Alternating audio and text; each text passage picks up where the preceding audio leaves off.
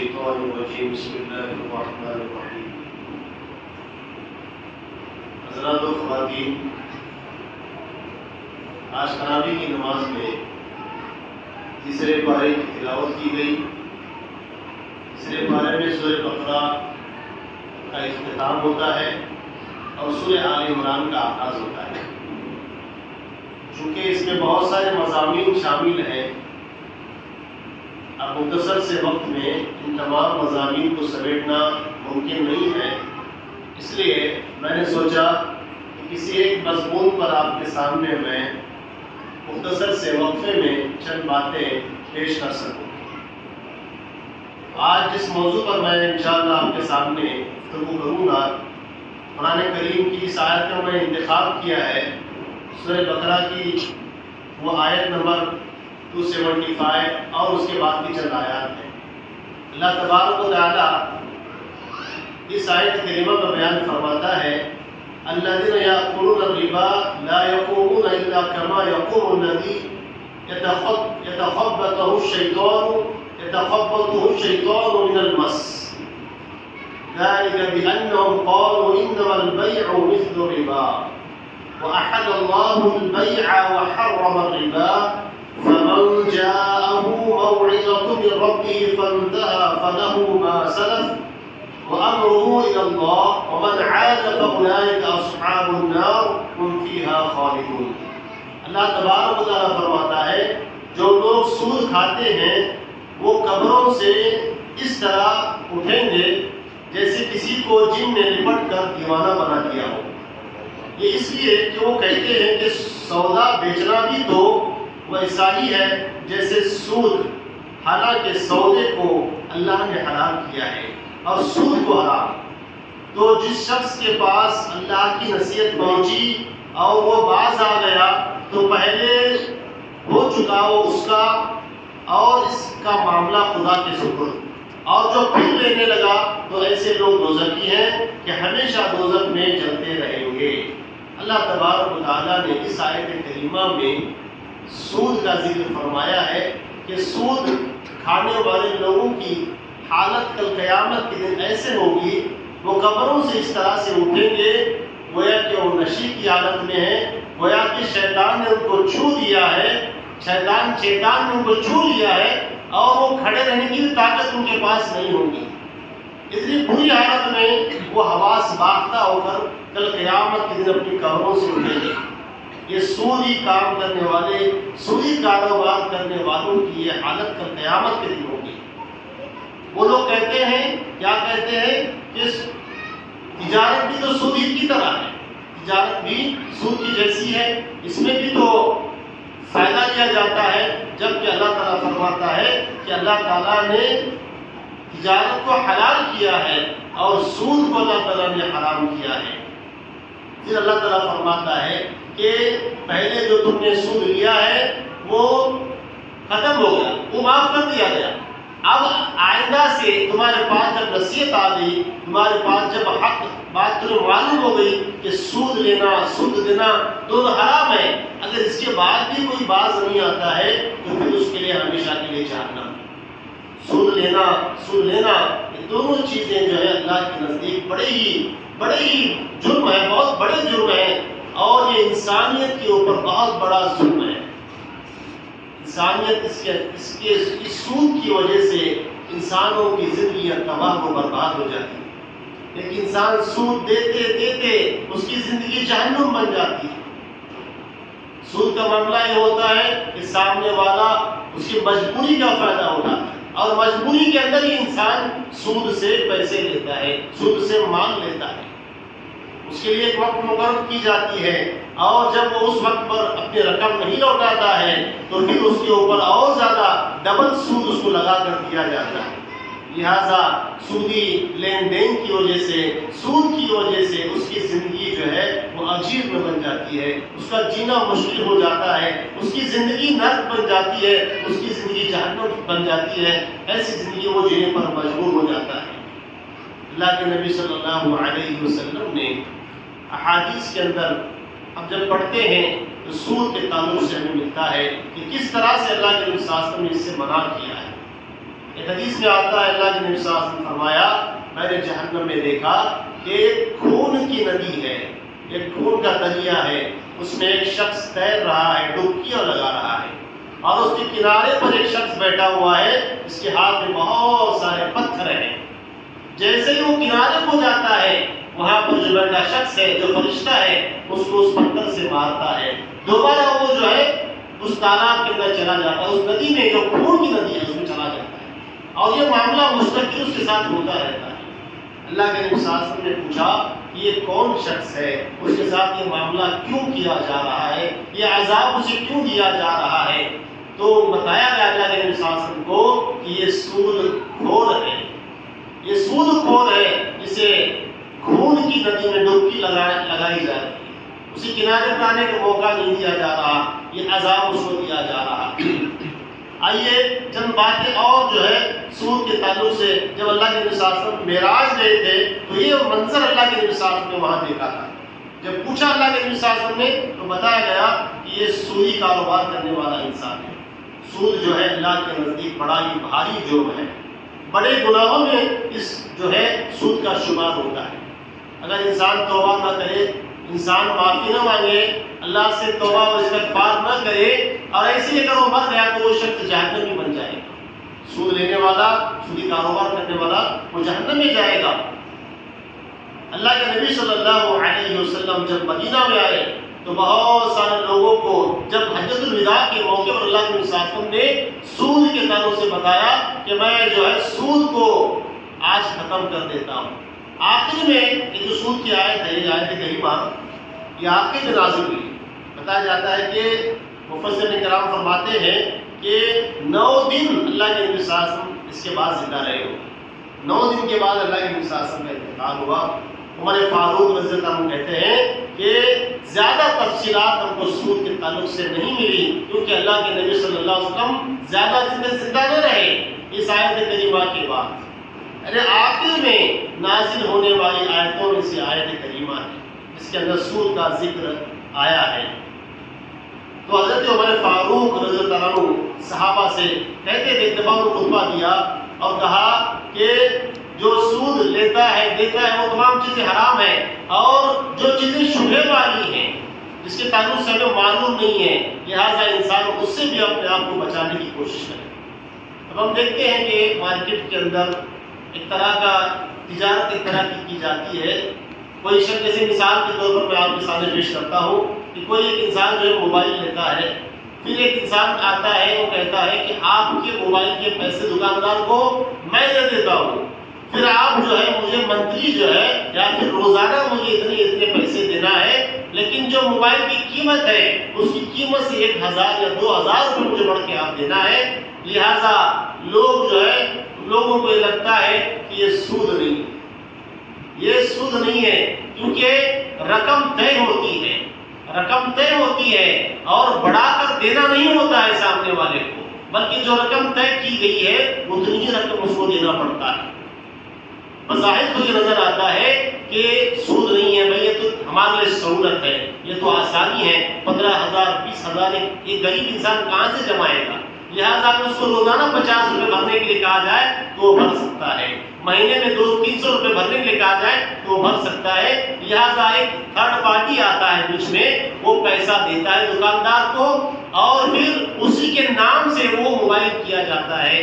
پھر وہ شخص کے پاس وہ بل ہوتا ہے، جب تک وہ پورا پیمنٹ اس آدمی کو نہیں دیتا ہے، دکاندار وہاں سے دکاندار کا سلسلہ ختم ہو گیا، دکاندار کا معاملہ ختم ہو گیا۔ اب یہ جو پیسہ لگایا جس نے شخص نے، اس شخص کو جس نے موبائل خریدا ہے وہ اس کو پیسہ دے گا۔ لہٰذا جب اس کی باریکیوں میں ہم غور کرتے ہیں تو یہ بھی سود ہی کی شکل ہے، یہ بھی سود ہے، جبکہ ہمیں کیا لگتا ہے سود نہیں ہے، سہولت ہے، ہم کو مہینہ مہینہ بھرنے پڑ رہا ہے، ڈیلی ہم کو بھرنے کے لیے جو ہے تھوڑے تھوڑے پیسے ہم بھر رہے ہیں، جبکہ باریکیاں جب ہم اس میں دیکھتے ہیں، جب علماء سے ہم جب پوچھتے ہیں تو کہا جاتا ہے یہ بھی سود ہے، کیونکہ جو تھرڈ پارٹی جس نے پیسہ لگایا ہے وہ پیسے پر ہی تو سود دے رہا ہے، اس پیسے کے پر فائدہ لے رہا ہے نا، پیسے پر پیسے بڑھ کے لینا ہی تو سود ہے، پیسے پر بڑھ کر پیسے لینا یہی سود ہے۔ ایک انسان جو ہے 10 روپے کی چیز 20 روپے میں بیچ رہا ہے، یہ سود نہیں بلکہ تجارت ہے۔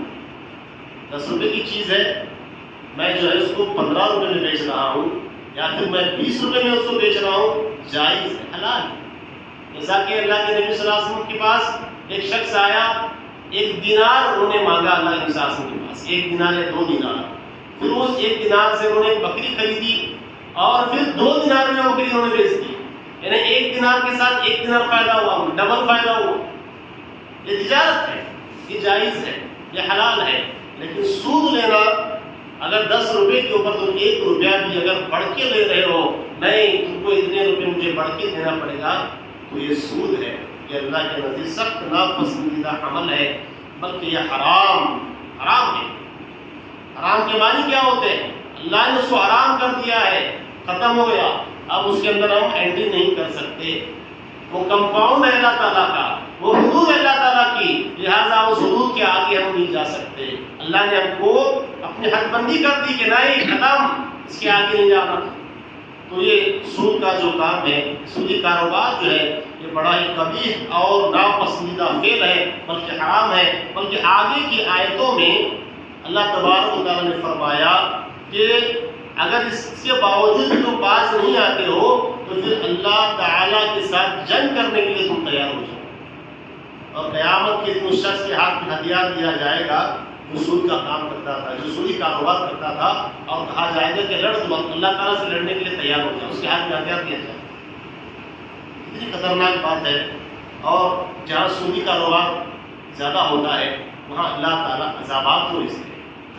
جہاں کے لوگ سودی کاروبار کرتے ہیں، سودی لین دین کرتے ہیں، اللہ کے عذاب وہاں پر نازل ہوتے ہیں، اللہ تعالیٰ اپنے رحمت کو وہاں سے اٹھا دیتا ہے۔ لہٰذا یہ بہت ہی برا عمل ہے، بہت ہی بڑا گناہ ہے، یہ حرام کام ہے، اس سے باز آنے کی ہمیں ضرورت ہے۔ مدینہ منورہ کے اندر اکثر یہودی لوگ اس کاروبار کو چلاتے تھے۔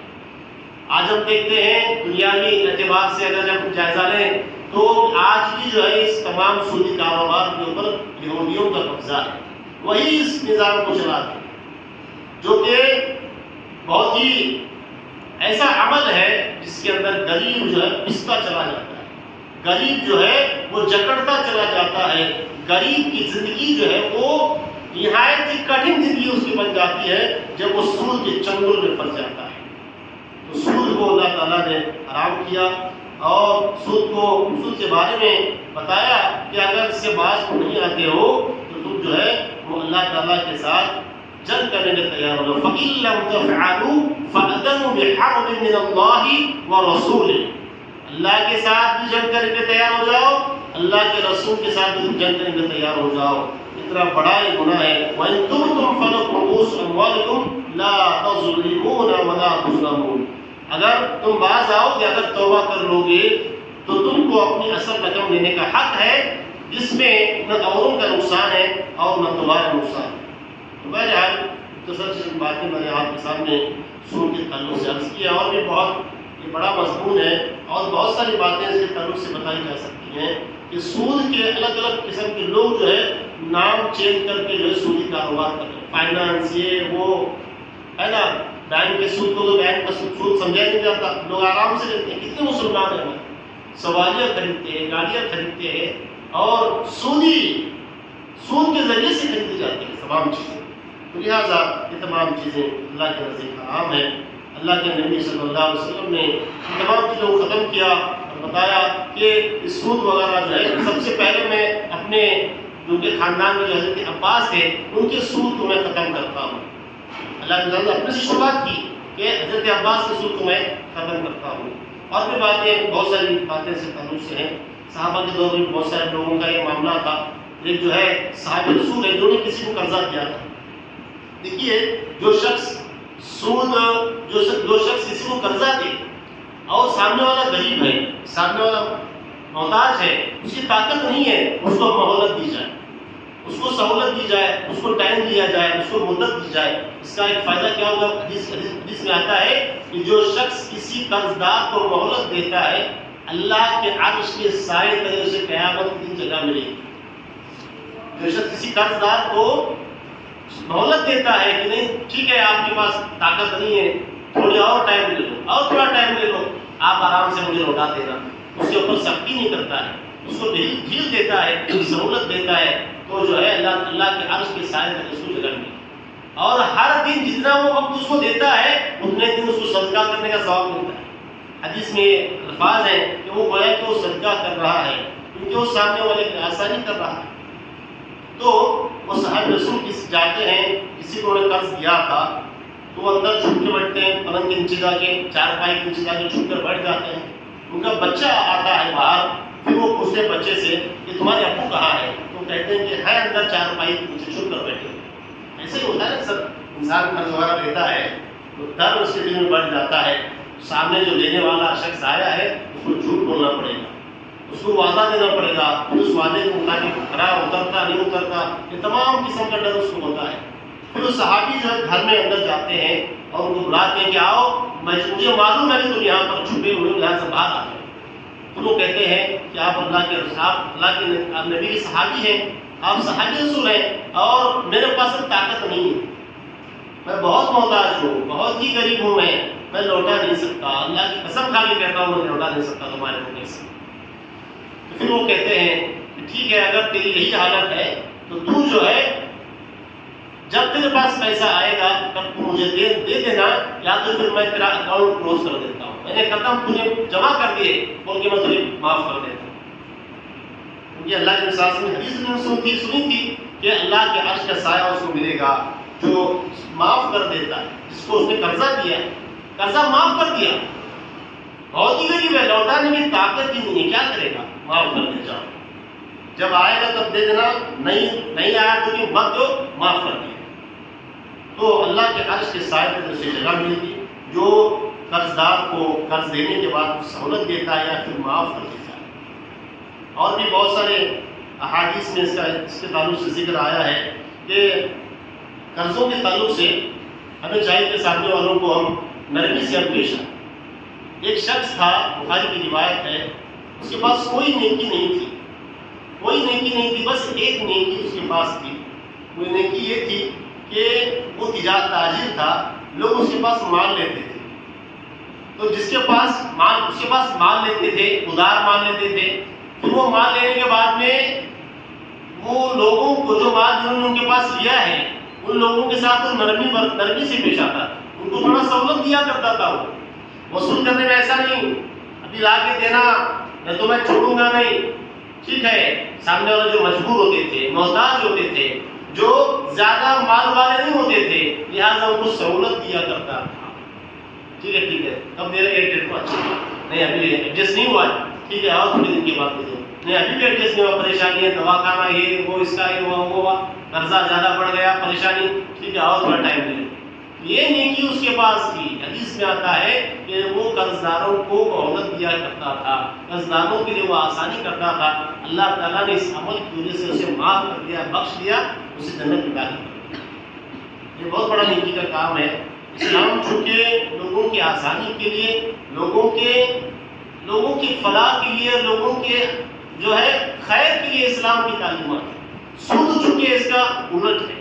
دیکھیے جو آیت میں نے آپ کے سامنے پیش کی، اس سے پہلے کی آیتوں میں صدقہ اور خیرات کا ذکر آیا ہے کہ اللہ کے راستے میں خرچ کرنے کے تعلق سے آیا، کس کو دینا ہے، اور جو ہے کن لوگوں کو دینا ہے، کیا کیا اس کے جو ہے فائدے ہیں، اور کس طرح سے اللہ ڈبل بڑا چڑھا کر اس کا اجر ان کو دیتا ہے۔ اس سے پہلے کی آیتوں میں اللہ تعالیٰ نے صدقہ اور خیرات کا ذکر کیا، اور یہ جو صدقہ و خیرات کے بعد سود جو ہے اس کا پورا الٹ ہے، پورا ضد ہے اس کی۔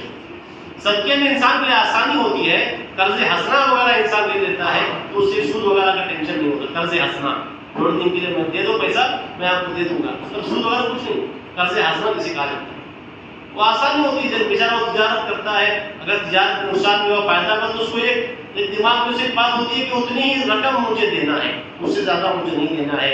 لہٰذا اللہ تعالیٰ فرماتا ہے کہ یمحق اللہ الربا ویربی الصدقات، اللہ تبارک و تعالیٰ سود کو گھٹاتا ہے جبکہ صدقات کو بڑھاتا ہے۔ ہمیں چاہیے کہ ایسے تمام سودی کاموں سے ہمیں چاہیے کہ ہم بچیں۔ معاشرے کے اندر یہ بہت عام چیز ہو گئی ہے، لوگ بچ نہیں رہے۔ ہمارے بہت سارے مسلم گھرانے جو ہے سود کی چپیٹ میں آ چکے ہیں، جس کی وجہ سے ان کی زندگیاں بہت مشکل میں چل رہی ہیں، زندگیوں کا سکون چلا گیا ہے۔ تو اللہ کا حکم اگر نہیں مانیں گے تو سکون کہاں سے آئے گا، چین کہاں سے آئے گا، گھروں میں برکتیں کہاں سے آئیں گی، اللہ کی رحمتیں کہاں سے آئیں گی، اگر اللہ کے حکم کو ہم نہیں مانیں گے تو پھر ضرور ذلیل و خوار بھی ہوں گے اور پریشان حال بھی ہوں گے۔ ایک حدیث بتا کر میں جو ہے اپنے درس کو ختم کرتا ہوں۔ اللہ کے نبی صلی اللہ علیہ وسلم نے فرمایا کہ ایک دور ایسا آئے گا کہ لوگ جو ہے وہ سودی کاروبار کرنے لگیں گے، کاشتکاری کے اندر لگ جائیں گے، اور دین کے لیے مالی اور جانی قربانی دینا جب وہ چھوڑ دیں گے تو اللہ تبارک و تعالیٰ ان کے اوپر ایسی ذلت لائے گا، ایسی ذلت لائے گا جو کبھی نہیں ہٹے گی، یہاں تک کہ دوبارہ وہ دین کی طرف لوٹ آئے۔ تو سودی کاروبار کا ایسے ذکر کیا گیا، یہ ربا جس کو کہا جاتا ہے، یعنی سودی کاروبار اور کاشتکاری میں، یعنی تجارت میں، اور جو ہے کسی بھی طرح سے مال کمانے کے چکر میں لوگ پڑ جائیں گے، چاہے حلال ہو حرام ہو، اور دین کے لیے قربان کرنے کا جذبہ نکل جائے گا، لہٰذا یہ قوم جو ہے ذلیل و خوار ہوگی، اور ذلیل و خواروں سے بچے گی کب؟ جب دوبارہ دین کی طرف آئے گی، تب یہ جو ہے خیر پائے گی، تب یہ نجات پائے گی۔ اللہ تبارک و تعالیٰ سے میں دعا کرتا ہوں، اللہ تبارک و تعالیٰ ہمیں سود جیسی لعنت سے بچائے، اللہ تبارک و تعالیٰ سودی لین دین والے تمام معاملات سے ہماری حفاظت فرمائے۔ وآخر دعوانا ان الحمد للہ رب العالمین۔